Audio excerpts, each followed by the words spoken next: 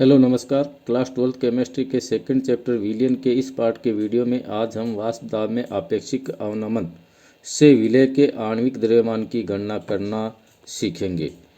इस वीडियो को देखने से पूर्व डिस्क्रिप्शन बॉक्स में दिए गए वाष्प दाब में आपेक्षिक अवनमन एवं राउल्ट के नियम का वीडियो अवश्य देखें, क्योंकि इनके बारे में आप जानेंगे तो ही आप वो विलय के मोलर द्रव्यमान की गणना सही कर पाएंगे। वाष्प दाब में आपेक्षिक अवनमन से विलेय पदार्थ के आणविक द्रव्यमान की गणना करना। राउल्ट के अवाष्पशील विलेय युक्त विलयनों के नियम का उपयोग करके हम वाष्प दाब में आपेक्षिक अवनमन से विलेय पदार्थ के आणविक द्रव्यमान की गणना है वो कर सकते हैं।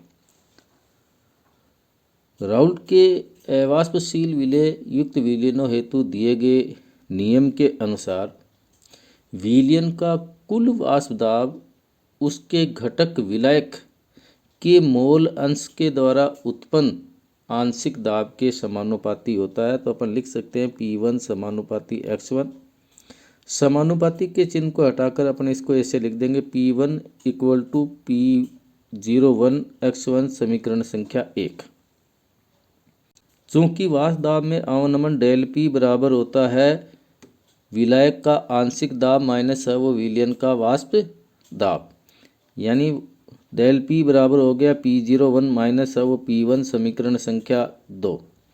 समीकरण संख्या 2 में समीकरण संख्या 1, ये अपने पास में समीकरण संख्या है वो 1 था। इस समीकरण संख्या 1 से है वो P1 का मान है वो समीकरण संख्या है वो 2 के अंदर रख देते हैं।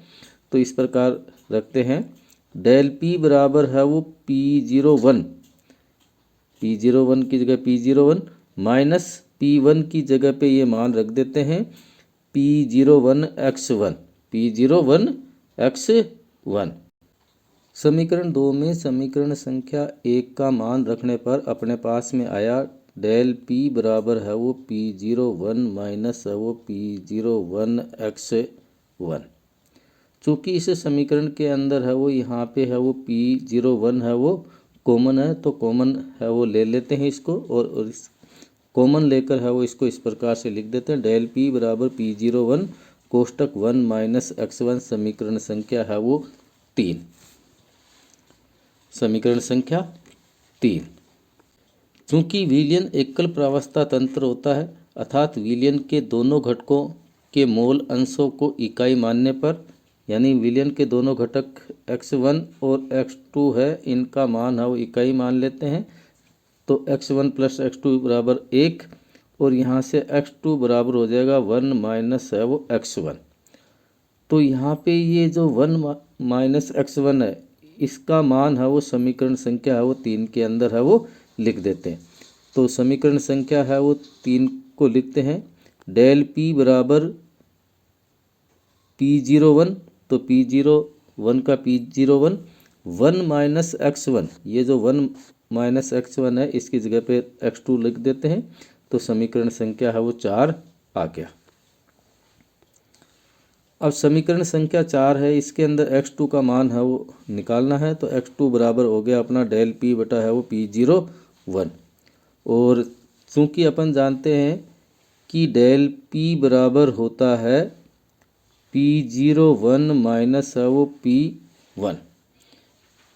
डेल P बराबर क्या होता है P01 माइनस P, यानी P01 है वो विलायक का आंशिक वाष्प दाब माइनस विलयन का वाष्प दाब। तो यहाँ पे डेल P की जगह ये मान रख देते हैं P01 माइनस P1। तो अपने पास में समीकरण आ जाएगा x2 बराबर P01 minus P1 upon P01 समीकरण संख्या 5। अवाष्पशील विलेय ठोस के लिए विलयन का आपेक्षिक वाष्प दाब अवनमन विलेय की मोल भिन्न के समान होता है अर्थात उसके बराबर होता है। तो विलेय के मोल भिन्न बराबर हो गया x2 बराबर n2 बटा n1 प्लस n2 समीकरण संख्या 6। यहाँ पे है वो n1 है वो विलायक के मोलों की संख्या है और n2 है वो विलेय पदार्थ है उसके मोलों की संख्या है। मोलों की जो संख्या होती है वो होता है उसका द्रव्यमान अपॉन अणु उसका अणुभार। जो यौगिक है उस यौगिक का है वो द्रव्यमान अपॉन है वो अणुभार, इसकी सहायता से मोलों की संख्या है वो निकाल सकते हैं। तो अपन समीकरण संख्या 6 को है वो इस प्रकार से लिख देते हैं, x2 बराबर n2 अपने पास में है विलय के मोलों की संख्या, तो अपन लिख देंगे विलय का द्रव्यमान बटा है वो विलय का अणुभार यानी W2 बटा M2 अपोन किसके है N1 प्लस N2 के। तो यहाँ पे N1 है वो अपने पास में क्या है विलायक के मोलों की संख्या, तो इसको इस प्रकार से लिख देते हैं विलायक का द्रव्यमान W1 अपोन है वो विलायक का अणुभार M1 प्लस N2 अपने पास में है वो विलय के मोलों की संख्या है, तो यहाँ पे लिख देंगे विलय का द्रव्यमान W2 अपोन है वो विलय का अणुभार है वो M2। तो इस प्रकार से अपने पास में समीकरण 7 है वो आ जाता है, समीकरण 7 है वो अपने पास में आ जाता है x2 बराबर W2 upon M2 upon W1 upon M1 plus W2 M2। तनु विलयनों के लिए समीकरण 7 के अंदर दिए गए W2 बटा M2 का मान है वो उसके हर के अंदर है वो नगण्य मान लेते हैं। तो समीकरण 7 को है वो इस प्रकार लिख देंगे x2 बराबर W2 बटा M2 अपॉन W1 M1। अब इस समीकरण को सही व्यवस्थित करके लिख देते हैं x2 बराबर W2 multiply M1 upon M2 into W1। ये अपने पास में समीकरण संख्या है वो 8 आ गई। समीकरण 5 व 8 से अपने पास में समीकरण 5 आया था x2 बराबर P01 माइनस है वो P1 अपॉन है वो P01। इसी प्रकार से समीकरण संख्या 8 आया था x2 बराबर है वो अपने पास में W2 into M1 upon W1 into M2।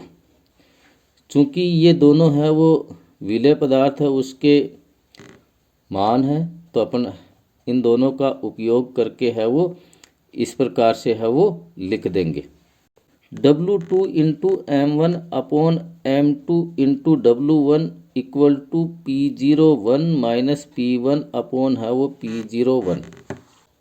यहाँ से इस समीकरण को व्यवस्थित करके अपन M2 ज्ञात करने का फॉर्मूला इस प्रकार लिख देंगे W2 into M1 upon W1 कोष्टक P01 minus P1 upon P01। ये समीकरण संख्या है वो अपने पास में है वो 9 आ गया। यदि अपने को W1 W2 M1 P01 और P1 इनका मान ज्ञात हो तो अपन है वो विलय के मोलर द्रव्यमान M2 को ज्ञात कर सकते हैं। यानी इस समीकरण की सहायता से है वो विलय पदार्थ है उसके मोलर द्रव्यमान की गणना कर सकते हैं। Thanks for watch.